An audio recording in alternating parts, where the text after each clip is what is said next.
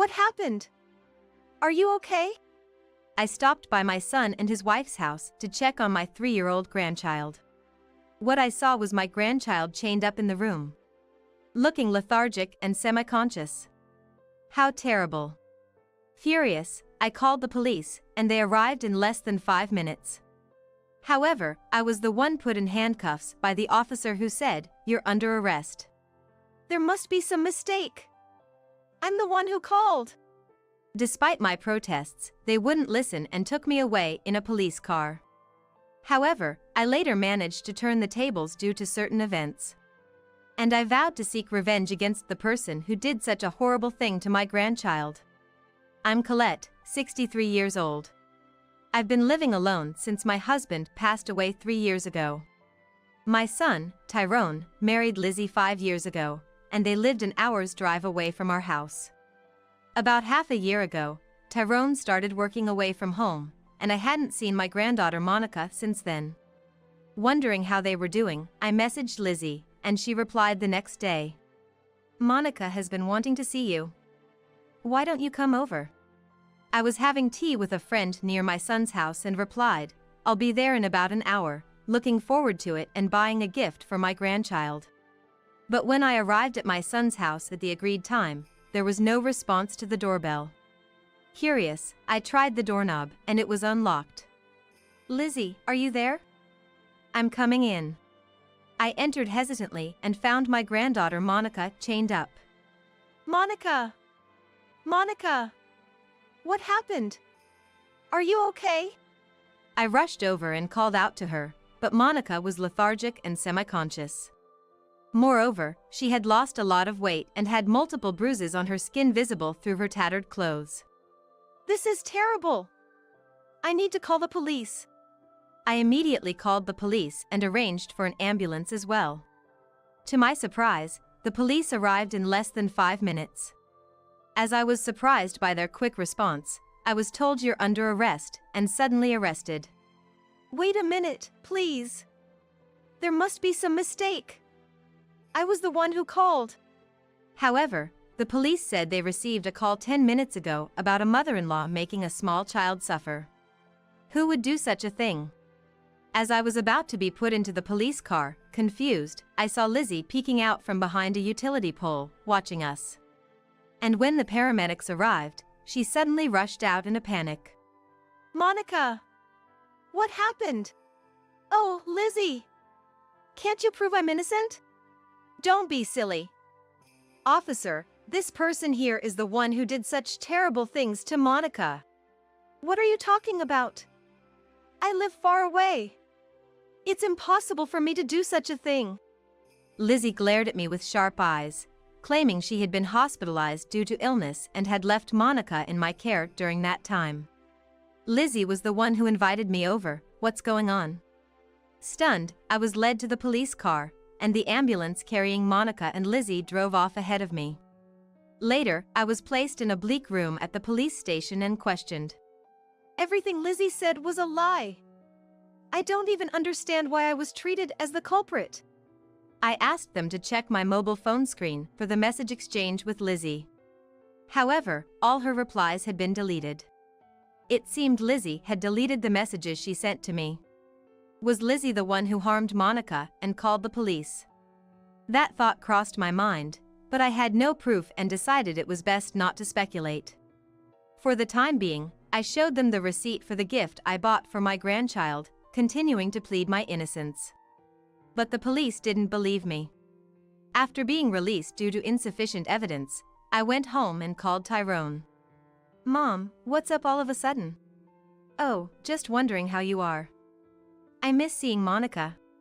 "Oh, Monica is full of energy, I hear from Lizzie every day."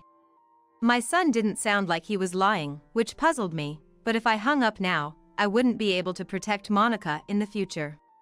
I quickly searched for what to say next. "Oh, I heard Lizzie was hospitalized because she was feeling unwell?" "I don't think that's true. She didn't even seem to have a cold." Tyrone was vague even though he was talking about his own wife. Suspecting he was hiding something, I asked if something had happened. Tyrone was silent for a while, then let out a deep sigh. I guess I can't hide it from you, Mom. Actually, we're getting a divorce. What? Why? The classic irreconcilable differences. We've been fighting nonstop since I started working away from home. I was shocked by his unexpected response, and when I heard that Lizzie would get custody of Monica after the divorce, I couldn't help but raise my voice. That's unacceptable. Absolutely not. I know it's sad, like losing a grandchild, but it's best for children to be with their mother. No, you need to listen to me. I then decided to tell Tyrone everything that happened today. When I told him I was treated as a suspect and taken away by the police, he was shocked and muttered, "What's going on?" It seemed Tyrone was completely unaware of the situation. I thought it might be best to share my concerns. I'm so worried about Monica.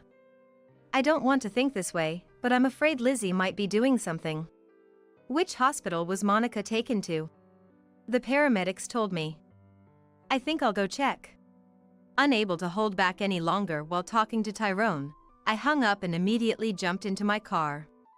An hour later, I arrived at the hospital and, wearing a large mask to conceal my face, I blended in with the waiting patients and looked around for Monica and Lizzie. I can't find Monica. What should I do? Despite coming this far, I felt helpless and decided to get some fresh air in the backyard, where I heard a familiar voice. There, I saw Lizzie and a doctor speaking quite intimately. It's hilarious how easily the police were fooled by me. I was the one who chained up Monica and didn't feed her. They think the mother-in-law is the culprit, so she won't be getting out of detention for a while. Hearing Lizzie had called the police confirmed my worst fears, and I felt a wave of darkness wash over me. Then, I became furious upon hearing a certain plan she mentioned next. Not today. To avoid suspicion, let's execute the plan in 2 or 3 days. Lizzie's face was colder than I'd ever seen, sending chills down my spine. However, overhearing their conversation allowed me to understand the reasons behind Lizzie's mysterious actions. There's no time to think this over. Determined to protect Monica at all costs, I quickly began to prepare. The next day, I waited in the backyard where Lizzie and the doctor had their secret meeting. Based on their conversation the day before, they always met here to talk. Hiding behind a large tree, they arrived just as I expected. How could Monica regain consciousness? At this rate, it'll be revealed that I'm the one who weakened her. Do something before she gets better. Lizzie was excitedly shouting dangerous things at the top of her lungs. Gently patting her shoulder, the man nodded and said, "Leave it to me. If you succeed, I'll give you half of Monica's life insurance money. Make sure she's dead. After the mother-in-law is in prison, I'll share the property with you too." I clenched my fists, unable to stand the detestable Lizzie. My anger reached its peak, and I couldn't hold back any longer. I'd like to hear more about what you just said. What? Colette. Why are you here? I was released due to lack of evidence. Too bad for you. Lizzie, looking awkward, approached me as if nothing had happened. I'm so relieved. I was worried about you. What are you talking about? You're the one who called the police. There's no way that. Before Lizzie could finish, I played the video I had recorded on my mobile phone from their conversation yesterday. The video revealed all their schemes. Lizzie's face went pale upon hearing it. Not only did you treat Monica horribly, but you also tried to pin the blame on me and take my property after I was sent to prison. You two are devils. Actually, the doctor conspiring with her was Monica's ex-boyfriend. After sending their photo to Tyrone, he told me he recognized the man. Doctor, how much did you rack up in gambling debts to be so desperate for money? How did you know that? This was also something I heard from my son. The gambling debts were the reason Lizzie and the man broke up during their relationship. Convinced they were repeating the same mistakes, I coaxed the truth out of them, and it seemed my suspicions were correct. I borrowed $80,000 from consumer finance. That's it. If you want to help Monica, Colette, could you pay off the debt instead? You really are something. If we're going to talk about this, let's do it in Monica's hospital room. Agreeing, Lizzie, the doctor, and I headed to Monica's hospital room. Reunited with Monica, who was lying in the hospital bed, I rushed to her side, overwhelmed with joy. Monica. Monica. It's Grandma. Do you recognize me? Yeah. Grandma. I was scared. Monica, holding my hand and hugging me, looked so pitiful. How terrified she must have been. It's all right now. I'll protect you no matter what. As I gently hugged her and stroked her head, I heard a noise and turned around to see Lizzie locking the door to the hospital room. Oh, what a touching scene. Maybe I should join in, just kidding. Lizzie approached with a sleazy smile, then snatched my mobile phone from my hand and smashed it on the floor. She then took out the SD card, breaking it in half. Evidence destruction complete. This is the end for you, Colette. It's sad to say goodbye, but you'll be joining your husband. What? It's more profitable to take all of your assets than to have you pay off the debt. Lizzie pinned me down in shock, and the doctor, with a sleazy grin, took a syringe out of his pocket. Indeed, this was the terrifying plan I had overheard in the hospital's backyard. Good thing I prepared. Guess we'll start with the elderly rather than the child, he said, approaching me. Get your hands off Mom! Tyrone emerged from under the bed with his smartphone in hand, surprising Lizzie and the doctor. Why are you here? I got a call from Mom. I've heard everything. You deliberately called us to this room. Lizzie glared at me bitterly. By the way, you smashed the SD card, but I have another backup. Oh, and Tyrone is currently recording this exchange on his mobile phone. Tyrone stood in front of us to protect me and Monica. Lizzie, despite her pale face, seemed not to have given up yet. Then we'll have to take care of all three of you. Come on, don't just stand there. Pushed by Lizzie, the sweating doctor slowly approached Tyrone.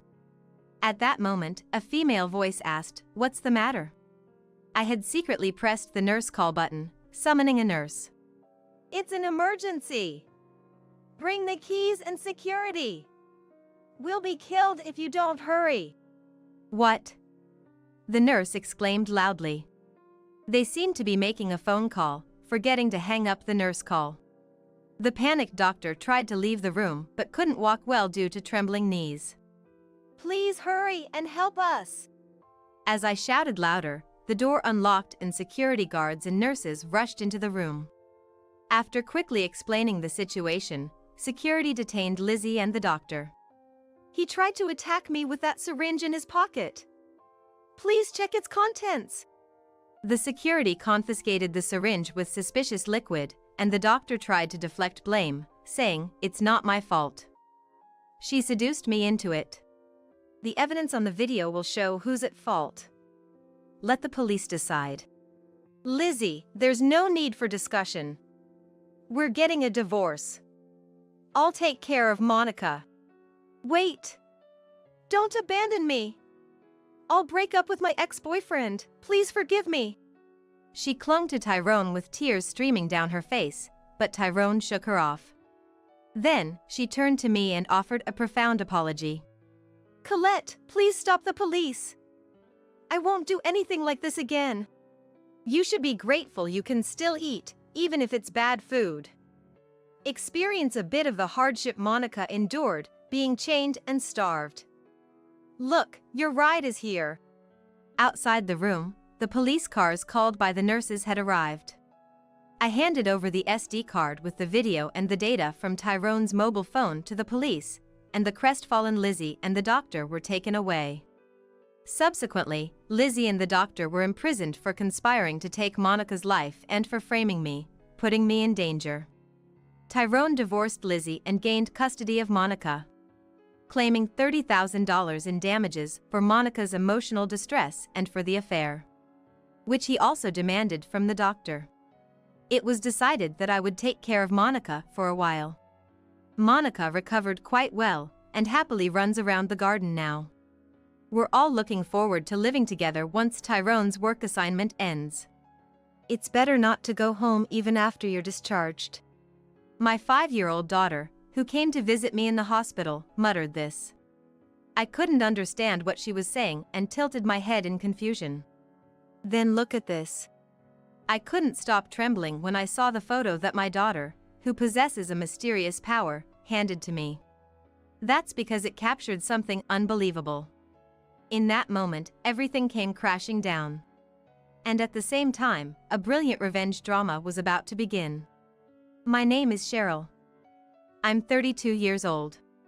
I lived with my husband Marty, who is 3 years older than me, and our 5-year-old daughter. I worked at the same company as Marty and was drawn to his cheerful personality. I thought about quitting when I got pregnant, but after discussing with HR, I changed my mind and returned to work in a different department after maternity leave. Since we were both working, we shared household chores and took care of our daughter together. Our daughter Erica was innocent and cheerful, and she loved her daycare. Erica, who had always been a great helper, took the initiative to help when we were sorting out my parents' house after they passed away 2 years ago. But at that time, Erica was still just a little girl. When she found my dad's Polaroid camera, she became obsessed with it and couldn't focus on anything else. Marty, who was there, said, "Miss Photographer, could you take a picture of me?" Erica got into the spirit and cheerfully said, "Say, cheese." Both of them put off helping, but to me, it was a happy scene. I also have an older sister who is 3 years older than me, and she was a good listener.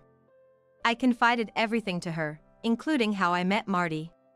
Since her daughter was the same age as mine, we visited each other's homes and had a close family relationship. However, things started to change after I turned 30.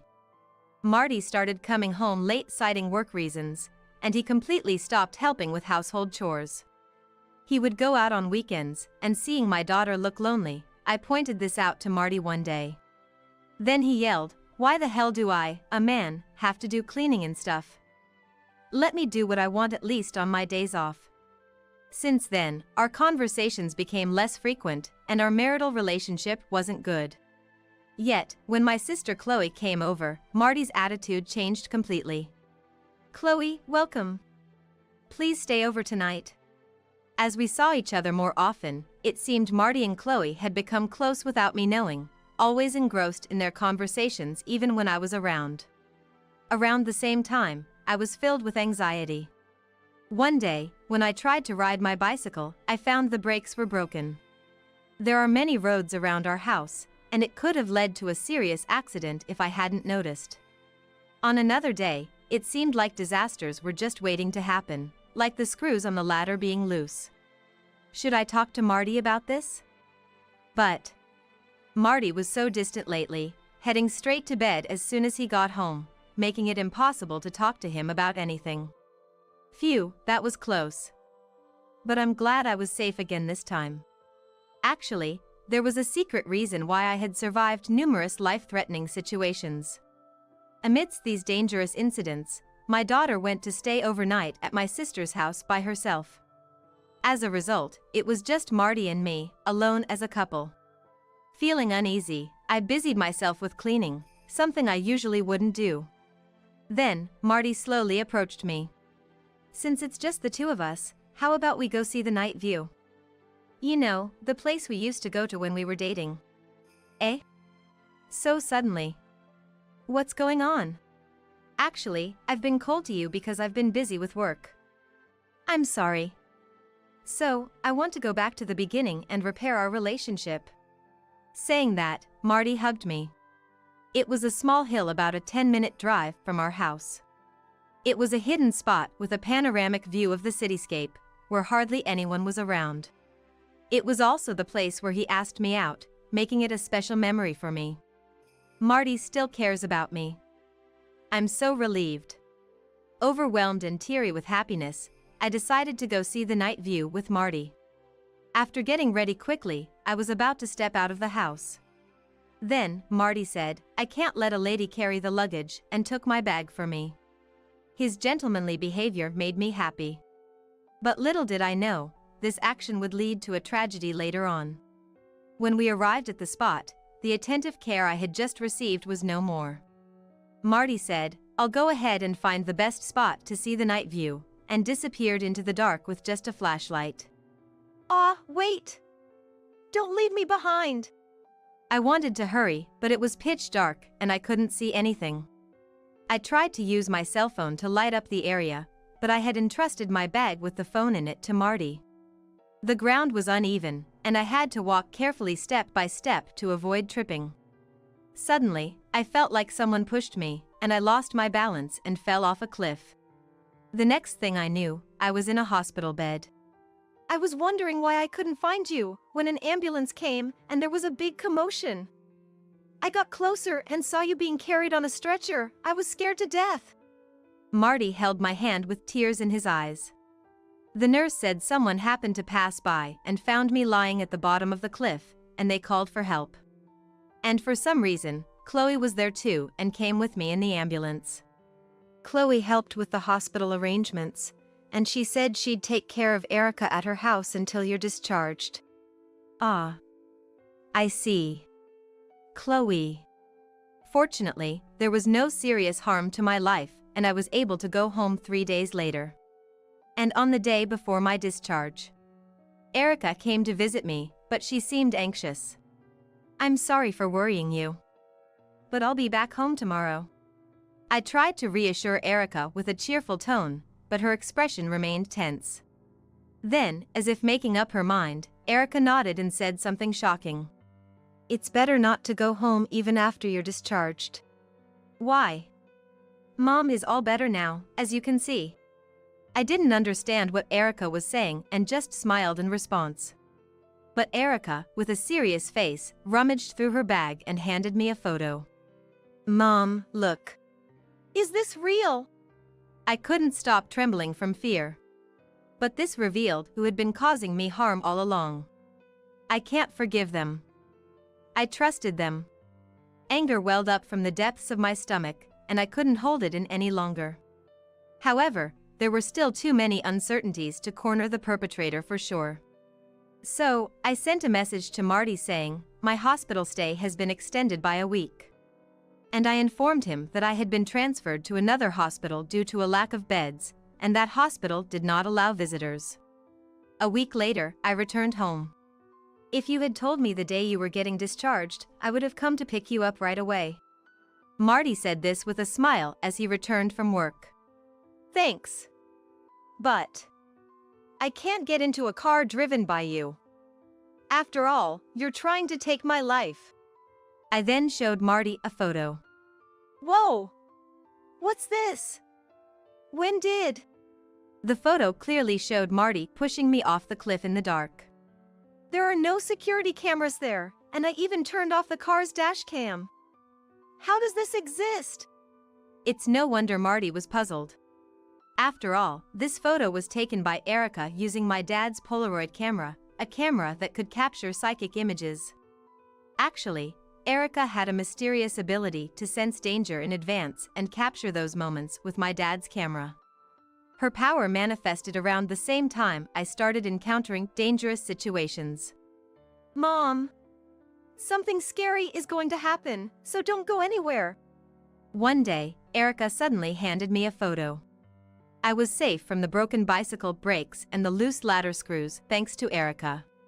However, if this became known to the public, Erica would surely be viewed with suspicion. So, we decided to keep Erica's mysterious power a family secret. I had confided in Chloe, but since Marty and I had stopped talking, I never got the chance to tell him. Erica said she couldn't tell who was behind the first 2 incidents. But this time, she clearly saw Marty trying to get rid of me. "I have to tell Mom, but I can't get through to her phone. What should I do?" "Erica, do you know where you are? Can you see anything around you?" After patiently gathering information from Erica, Chloe figured out it was the hill full of memories with Marty I had often talked about. When she rushed there, I was found collapsed at the bottom of the cliff as Erica sensed, already being rescued by a passerby who happened to be there first. Later, while preparing for my hospital stay, Chloe got hold of my dad's Polaroid camera from my house. Erica had captured the scene of Marty's crime and brought it to show me in the hospital. This This is fake. You're trying to frame me. Then how do you explain this, Marty? You brought a young girl from work to our house while I was away. I played a video on my mobile phone showing Marty and the woman getting cozy. There's no way an amateur like me could make this video. Isn't it time you admitted it? I pointed to the hidden camera installed in the room. How did you manage to do all this while you were in the hospital? I had lied about my extended hospital stay to gather evidence of Marty's wrongdoing, running around from Chloe's house where I was staying. Initially, I was jealous of Marty and Chloe's relationship. However, it was a misunderstanding. While I don't know about Marty's intentions, Chloe's friendliness towards him was merely out of politeness. Chloe supported me to the fullest in delivering retribution to Marty. How could you betray me like this? Now. Have some tea and let's talk this over calmly. He suddenly suggested having tea. But Erica had already psychically captured Marty's actions. What, did you put something dangerous in it? I casually pulled out a photo of Marty adding some powdery substance into the cup. Yikes! Marty was completely taken aback and shuddered in fear. Confess everything. I pressed, and he began to speak, his voice shaking. According to Marty, he had fallen in love at first sight with a new employee, started dating her, and wanted to marry her. However, he was concerned that she worked at the same place as us. If I divorced Cheryl and remarried soon after, she might get labeled as the bad woman who stole someone's husband, right? That would be too pitiful. Are you saying you tried to kill me to protect your mistress? If Cheryl was out of the picture, she wouldn't be looked at strangely, and I wouldn't have to deal with the hassle of a divorce. It was perfect. Marty also confessed to orchestrating the dangerous incidents that had been occurring around me. You're the worst. Fine, I'll give you what you want and divorce you. But I wonder if you'll be able to be with your mistress. What do you mean? It seems she wasn't really interested in you. By this time, I had already contacted the mistress and spoken to her. It turns out she was attracted to Marty because he was the husband of the high-achieving Cheryl. She was just basking in the superiority of being pursued by such a man. So, she wasn't actually in love with me? Indeed, I was well respected in the company, and the reason I didn't resign was that the upper management went to great lengths to retain me. The mistress agreed to pay a settlement and promised to resign without seeing Marty again. Faced with the sudden breakup and the realization that she never loved him, Marty was tearful. Also, this incident was reported to the company, and I was interviewed by HR. So, I've reported everything that you did to me. What, really? If you do that, I won't be able to stay at the company. Cheryl, help me. You're the only one who can save me now. The nerve you have to say something like that. We're getting a divorce, and you'll be paying alimony and child support. And prepare yourself, because I'm also going to the police. I had recorded Marty's confession earlier with a voice recorder. This should be able to prove his wrongdoing. Marty stood there as if his soul had left his body, but I decided to give the final blow. Oh, and there's also this. I took out another photo and held it up in front of Marty. It depicted Marty as a homeless man in the future. Of course, this was also psychically captured by Erica. I don't want this. Absolutely not. Please. Cheryl, forgive me. Marty clung to me, sobbing and repeatedly apologizing. However, what he had done was absolutely unforgivable. I never want to see your face again. Don't ever show up in front of me. You deserve to go to hell. Damn it. While looking down coldly at Marty, who had collapsed in tears, I called the police. The officers arrived and took Marty away. After being interrogated, Marty confessed to everything and was charged with some crime. The company took the incident seriously, and Marty was terminated. I got divorced, demanded $30,000 in settlement money from Marty in the divorce court, and $500 a month for child support, and the mistress agreed to pay me $10,000. With no income, Marty borrowed money from shady lenders to pay me, living in fear of debt collectors and sleeping in parks. It turned out just like Erica's psychic photo had predicted. However, Erica's mysterious ability disappeared after a while. I don't know what it was, but I think it's for the best. I was promoted at my current job, with a significant salary increase. Thanks to that, Erica and I are now enjoying our days happily together.